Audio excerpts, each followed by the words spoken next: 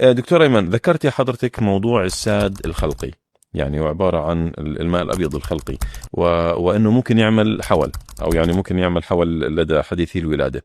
حابين نسمع زيادة بس عن الساد، إيش الساد الخلقي، كيف علاجه، أيها يعني وين الأولوية بتكون أكثر، علاج الساد ولا علاج الحول؟ هلا الساد هو اللي متعارف عليه بين الناس الماء الأبيض، اللي هو عتامة على العدسة في داخل العين.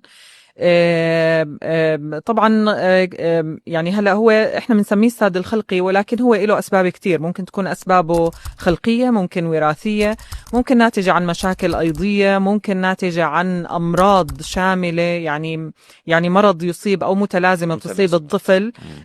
ويكون احد الاعراض تبعها اللي هي الساد او الماء الابيض. مم.